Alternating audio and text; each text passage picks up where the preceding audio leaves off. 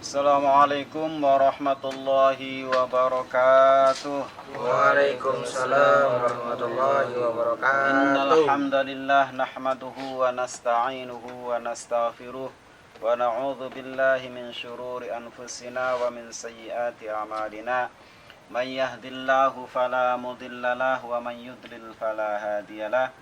Asyhadu an la ilaha illallah wahdahu la syarikalah wa asyhadu anna Muhammadan abduhu wa rasuluhu la nabiyya ba'dah. Allahumma salli ala sayyidina Muhammad wa ala alihi wa sahbihi ajma'in, amma ba'd. Alhamdulillah, kita panjatkan puja dan puji syukur kehadirat Allah Subhanahu wa taala. Salawat dan salam semoga tercurahkan kepada junjungan Nabi besar kita Muhammad sallallahu alaihi wasallam serta para sahabatnya, keluarganya, dan mudah-mudahan kepada kita selaku umatnya. Para santri Kobong Arif Al-Fatih beserta channel Arif Al-Fatih TV, pada malam ini kita berjumpa kembali dalam kajian Kitab Bulughul Maram. Dalam kesempatan ini juga kami mengajak kepada kaum muslimin dan muslimat untuk senantiasa membuka channel Arif Al-Fatih untuk melihat kajian-kajian yang sudah kami tayangkan di dalam tayangan Arif Al-Fatih TV. Santri-santri yang saya hormati, pada pengajian kali ini kita sampai pada hadis di buku ini, hadis 107. Ya, hadis 107. Kalau di situ mungkin beda nomornya. Ya. Bismillahirrahmanirrahim. Qala al-musannifu rahimahumullahu ta'ala wa nafa'na bihi wa bi'ulumihi fid dharain amin. Wa an Ibnu Mas'udin radhiyallahu anhu. Hadis dari sahabat Ibnu Mas'ud. Radhiya, semoga meridhai Allah anhu, terhadap sahabat Ibnu Mas'ud. Qala, berkata sahabat Ibnu Mas'ud, atan Nabiyyu sallallahu alaihi wasallam, ata mendatangi an-Nabiyyu sallallahu alaihi wasallam al-ghaita, mendatangi hajat, butuh hajat sebagaimana umumnya manusia. Fa'amaroni, maka kemudian Nabi memerintahkanku, kata sahabat Ibnu Mas'ud, an atiyahu, hendak membawakan kepada Nabi bisalasati ahjarin, dengan 3 batu. Fawajadtu, maka kemudian kami menemukan hajaraini, 2 batu. Walam ajid, dan kami tidak menemui batu salisan, yang ketiga. Fa'ataituhu, maka kemudian kami memberikan atau mendatangkan kepada Nabi birawsatin, dengan kotoran onta yang kering. Fa'akhadhahuma, maka kemudian Nabi mengambil 2 batu, wa alqa, dan membuang sata, pada kotoran yang ketiga tadi yang diberikan kepada Ibnu Mas'ud. Wa qala, dan berkata Nabi, hadza rijsun, hadza ini kotoran kering, kotoran onta yang kering, rijsun, najis. Ya. Hadis ini menjelaskan bahwa sesungguhnya bertayamum itu tidak boleh dengan sesuatu yang kotor, dengan kotoran hewan yang kering, kemudian kita tidak menemukan air, bertayamum dengan kotoran itu, maka tidak boleh. Dengan dasar hadis yang diriwayatkan oleh Imam Bukhari dari Ibnu Mas'ud bahwa sesungguhnya suatu ketika Ibnu Mas'ud diperintah oleh Rasulullah SAW untuk memberikan untuk memberikan batu, 3 batu, namun Ibnu Mas'ud hanya menemukan 2 batu dan yang ketiganya adalah sebuah kotoran onta yang kering. Kemudian diberikan kepada Nabi, Nabi mengambil 2 batu, kemudian yang kotoran onta kering itu dibuang, artinya tidak diambil oleh Rasulullah. Ini menunjukkan bahwa yang dibuang itu menunjukkan kotor. Kemudian Nabi berkata, wa qala hadza rijsun, bahwasanya yang satu yang kami buang, yang Rasulullah buang itu adalah kotor. Au riskin, artinya kotor. Au riksun atau kotor. Akhrajahu mengeluarkan hadis Al-Bukhari, Imam Bukhari. Wazada dan menambah Ahmad, Imam Ahmad. Wad-Daruqutni dan Imam Ad-Daruqutni. I'tini bi ghairiha, itini ambilkanlah kepada kami bi ghairiha, dengan selain daripada kotoran onta. Ya. Artinya Nabi membutuhkan 3 untuk tayamum, untuk istinja, ya. Nah, maka ketika Ibnu Mas'ud hanya menemukan 2 batu, yang satunya kotoran onta, maka dalam sisi riwayat lain Nabi memerintahkan lagi untuk mengambil, untuk mengganti yang dibuang. Itu dalam riwayat yang diriwayatkan oleh Imam Ad-Daruqutni atau Imam Ahmad. Selanjutnya hadis yang ke-108. Wa an Abi Hurairah radhiyallahu anhu qala. Hadis dari Abi Hurairah, semoga Allah meridhoi kepadanya. Qala, berkata Abi Hurairah, inna Rasulullah sallallahu alaihi wasallam, sesungguhnya Rasulullah sallallahu alaihi wasallam naha, melarang Rasulullah ayyustanja, hendak bersuci, bi'azmin, dengan tulang, au rauthin, atau kotoran hewan. Jadi istinja, bersuci, tayamum itu tidak boleh dengan tulang atau dengan kotoran hewan. Wa qala, dan Nabi berkata, innahuma, sesungguhnya 2 hal tersebut, la yutahhirani, tidak bisa mensucikan keduanya. Artinya tulang dan kotoran hewan tidak bisa dipakai untuk istinja. Selanjutnya hadis yang ke-109. Wa an Abi Hurairah radhiyallahu anhu. Hadis dari Abi Hurairah, semoga Allah meridhoi terhadapnya. Qala, berkata Abi Hurairah, an qala Rasulullah sallallahu alaihi wasallam, bersabda Rasulullah, istazihu minal bauli fa inna amata azabil qabri minhu. Istahzi'u, hendaklah kalian hati-hati, takut, minal bauli, dari kencing. Fa inna ama azabil qabri, maka sesungguhnya rata-rata umumnya siksa kubur, minhu, disebabkan kencing yang sembarangan. Istazihu, hendaklah kalian hati-hati, takut, minal bauli, dari air kencing. Fa inna amata azabil qabri, sesungguhnya umumnya siksa kubur, minhu, disebabkan air kencing yang sembarangan. Rawahu, menceritakan hadis Ad-Daruqutni, Imam Ad-Daruqutni.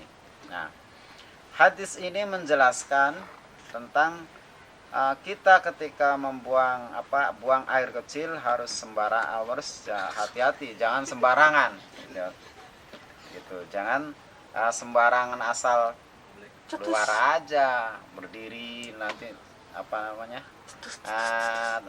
percikannya kemana-mana, nempel di sarung, nempel di celananya untuk sholat. Udah sholatnya nggak sah, mengakibatkan mendatangkan siksa kubur. Kata Nabi, istazihu minal bauli fa inna amata bil qabri minhu. Hati-hatilah dengan percikan air kencing. Fa inna amata bil qabri minhu. Sesungguhnya kebiasaan umumnya siksa kubur itu diakibatkan dari percikan air kencing kita sendiri yang mengenai kita. Itu. Kemudian dipakai sholat, itu bahaya. Rawahu menceritakan hadis Ad-Daruqutni, Imam Ad-Daruqutni. Walil Hakim, dan hadis yang dikeluarkan oleh Imam Hakim, aktsaru adzabil qabri minal bauli, dengan redaksi aktsaru, bukan amma ya. Hadis yang pertama diriwayatkan oleh Imam Ad-Daruqutni dengan hadis fa inna amata adzabil qabri. Kemudian hadis yang diriwayatkan oleh Imam Al-Hakim dengan memakai redaksi kalimat aktsaru adzabil qabri minal bauli. Kebanyakan siksa kubur diakibatkan dari percikan air kencing kita sendiri. Itu. Wa huwa, hadis ini sahihul isnadi, menunjukkan sahih isnadnya. Sahihul isnadi, sahih isnadnya. Kemudian hadis yang ke-111, wa an Suraqah ibni Malik, dari sahabat Suraqah ibni Malik radhiyallahu, semoga Allah meridhoi, anhu, terhadap sahabat Suraqah. Qala, berkata Suraqah, allamana Rasulullah sallallahu alaihi wasallam fil khala'i. Allamana, mengajari kepada kami Rasulullah sallallahu alaihi wasallam fil khala'i, dengan tata cara MCK, mau masuk kamar mandi. Nah, ini akhlak. Jadi kita orang Islam itu 24 jam kehidupannya diatur oleh akhlak. Bagaimana caranya kita masuk kamar mandi, masuk tangan kaki kiri, keluar kaki kanan, masuk dengan doa apa? Ya? Allahumma inni a'udzubika minal khubuthi wal khaba'ith. Ketika keluar dari kamar mandi, melangkah dengan dengan kaki kanan, mengucapkan alhamdulillahilladzi adhaba anni,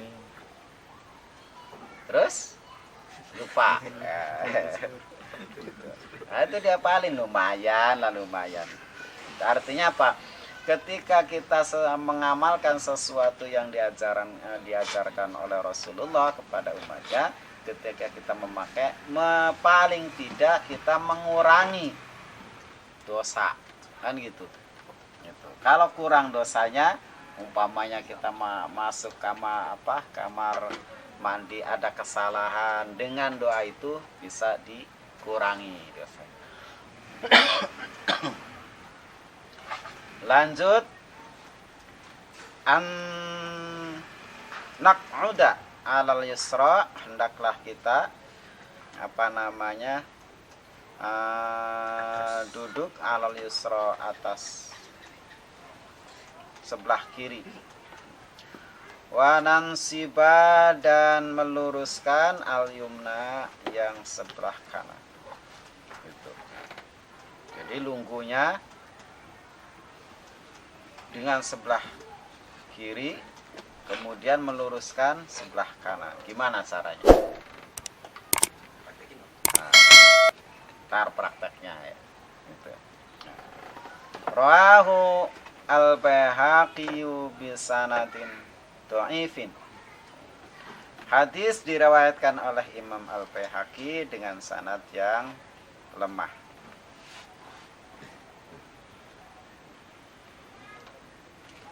Selanjutnya hadis yang ke-12 An Isa ibni Basdad, dari sahabat Isa ibni Basdad, an abihi,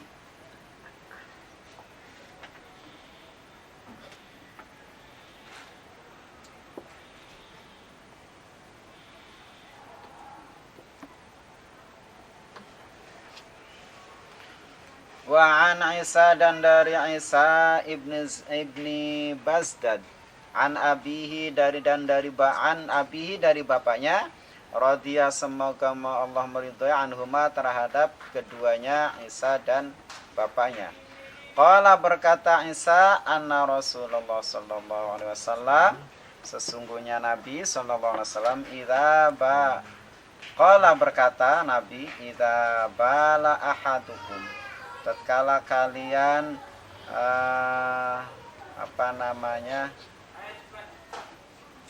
kencing, idza bala, tatkala kencing, ahadukum, di antara kalian, falyantur zakarahu salatan, falyantur, maka hendaknya mengurut, zakarahu, zakarnya ahad, salasa marratin, dengan 3 kali. Nah, gitu ya. Nah, ini hadis ini akhlak ya. Artinya apa? Ketika kita setelah buang air kecil, itu diurut-urutan tuh gini. Tuh, terus supaya bersih. Jangan udah begitu bangun masih ada terasa ya. Nah, itu yang begitu tuh itu mengakibatkan aktsaru azabil qabri. Kenapa? Karena belum tuntas kita sudah berdiri. Ya, apalagi pakai celana, seret celananya, itu susah banget tuh keluarnya. Nah, itu hendaknya kita tunggu sampai habis, kemudian diurut. Nah, diurut gitu 3 kali, biar dari dalam zakar itu bersih gitu loh. Nah, ya, itu namanya akhlak. Jadi luar biasa Rasulullah itu. Nabi kita itu tidur ada aturannya, diatur bagaimana cara tidur, bagaimana cara beristinja, bersuci, itu diatur. Lanjut. Wa an Ibnu Abbas radhiyallahu anhu, anhuma anna Nabiyya sallallahu alaihi wasallam sa'ala ahlu Quba faqala inna Allaha yuthni 'alaikum faqalu inna nutbi'ul hijarata al-ma'a. Sa'ala, bertanya, ahlu Quba,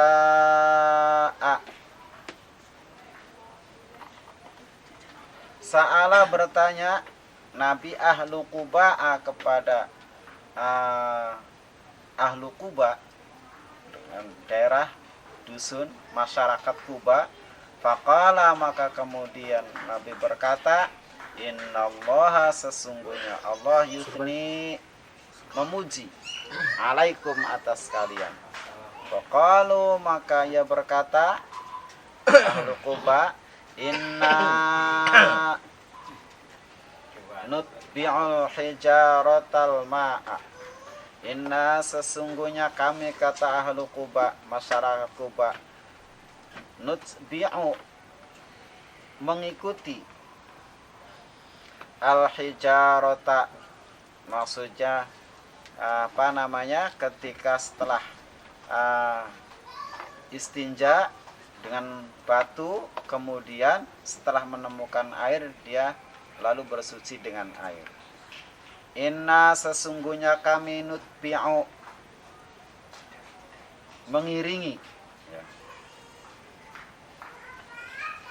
Al-hijr batu al-ma'a. Nah, maksud hadis ini, orang-orang Kuba itu ketika ia buang air kecil, dia sebelum memakai air itu dengan batu dulu dibuang, dibersihkan dulu tetesannya tuh dengan batu. Baru ketika selesai dengan batu, maka diikuti dengan air. Itu orang ahlu Kuba. Sehingga dengan cara seperti ini itu dipuji oleh Allah Subhanahu wa taala melalui Rasulullah, innallaha yuthni alaikum. Sesungguhnya Allah memuji kepada kalian atas perilaku seperti itu. Artinya itu ada sisi positifnya. Kenapa demikian? Karena tadi Rasulullah mengatakan aktsaru azabil qabri. Siapa tahu sebelum memakai air, kemudian mercik kemana-mana atau berdiri sebelum habis, lalu ambil air, akhirnya apa? Percikannya nempel di celana, nempel di kain, di sorban. Makanya sebelum berdiri, orang-orang Kuba itu sedia batu. Sebelum berdiri, kencing habis baru pakai batu. Setelah pakai batu baru dia pakai air. Nah, demikian ini dikhabarkan oleh Rasulullah SAW bahwa sesungguhnya orang Kuba itu cara-cara istinjanya dipuji oleh Allah Subhanahu wa taala. Wa sahahahu wa rawahu al-Bazzar bi sanadin dha'ifin. Hadis ini diriwayatkan oleh Imam Al-Bazzar bi sanadin dha'ifin, dengan sanad dha'if. Wa asluhu, dan asalnya hadis ini fi Abi Dawud, di dalam sanadnya Imam Abi Dawud, dalam isnadnya Imam Abi Dawud, riwayatnya Imam Abi Dawud. Wa sahhahahu Ibnu Khuzaimah, wa sahhahahu, dan mensahihkan terhadap hadis Ibnu Khuzaimah, Imam Ibnu Khuzaimah, min hadis Abi Hurairah, dari hadis yang dikeluarkan oleh Imam Abi Hurairah, biduni dzikril hijarati, dengan redaksi kalimat tidak ada menyebutkan batu, artinya langsung dengan air. Nah, ini jadi ada dua hadis yang berbeda. Hadis yang diriwayatkan oleh Imam Al-Khuzaimah dengan redaksi tidak menyebutkan al-hijar, tetapi hadis yang diriwayatkan oleh Imam Al-Bazzar dengan redaksi ada tambahan al-hijar. Berarti mana yang lebih sahih? Tergantung kita lihat situasi dan kondisinya. Kalau kondisinya di Asia, di kita di Indonesia, maka yang dipakai itu adalah hadisnya Imam Ibnu Khuzaimah. Tetapi kalau di gurun, di gurun tuh, di padang pasir yang susah air, yang dipakai hadisnya yang mana? Yang dipakai hadisnya Imam Abi Dawud. Jadi hadis itu harus dipilah-pilah juga. Makanya kita tidak boleh tuh mengambil hadis rampangan tanpa petunjuk dari fikih, dari ulama-ulama. Kan ada kita di beberapa YouTube tuh, mari kita kembali kepada Quran, kan ada tuh, saya sering, mari kita kembali kepada hadis. Loh, kalau mari kita kembali kepada Rasulullah, maksudnya dia tidak melalui para ulama, maka itu salah. Kenapa salah? Bagaimana kita mungkin tahu hadis dari Rasulullah Wong Rasulullah 1400 tahun yang lalu meninggal. Hadis itu dibawa oleh siapa? Sampai kepada kita. Dibawa oleh para ulama.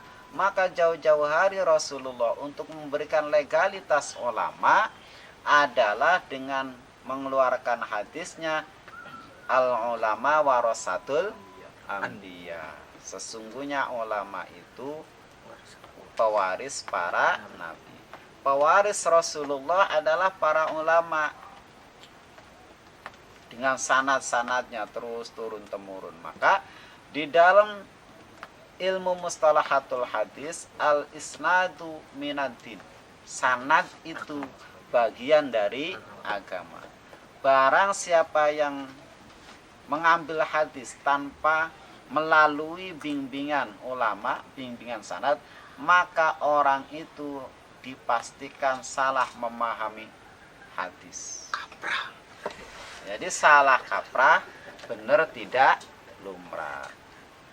Allah Subhanahu wa taala di dalam surat Al-Fatihah itu menjelaskan ihdinas siratal mustaqim. Siratal ladzina an'amta alaihim. Allah memberikan jalan yang baik. Apa sih jalan yang baik? Allah memberikan kepada siapa jalan yang baik? Kepada para nabi. Kemudian para nabi diwariskan oleh siapa? Alladzina an'amta, orang-orang yang diberi nikmat. Siapa yang diberi nikmat itu? An'amta alaihim minan nabiyyina was-siddiqina was-suhada'i was-sholihin. Sholihin itu adalah para ulama. Itu legalitasnya dari Allah dan Rasulullah. Jadi ketika kita mengambil sirat, mengambil jalan, maka harus ada rentetannya. Dari mana? Dari as-sholihin. Karena as-sholihin itu orang yang telah diberi anugerah oleh Allah Subhanahu wa taala melalui ilmu. Nah, selanjutnya babul ghusli wa hukmul junubi. Bab selanjutnya menjelaskan tentang tata cara mandi dan hukumnya junub. Nah, kalian nih yang sudah dewasa itu harus ngerti. Nah, itu sudah wajib karena kalian umurnya sudah 13 tahun ke atas. Wajib itu harus tahu gimana mandi besar, ya kan? Itu. Jangan-jangan pacaran malam, ya kan? Saking enaknya pacaran kemudian kita kemalaman tidur mimpi sama pacar. Ya kan? Habis tidur mimpi sama pacar, makan langsung saking laparnya, bangun tidur makan. Celananya basah. Nah, itu nggak baik kayak gitu ya. Babul husri wa hukmul junubi, bab menjelaskan tentang mandi dan hukum junub. Demikian nanti akan dilanjutkan pada minggu yang akan datang. Wallahu a'lam bishawab. Akhiri wassalamualaikum warahmatullahi wabarakatuh. Waalaikumsalam warahmatullahi wabarakatuh.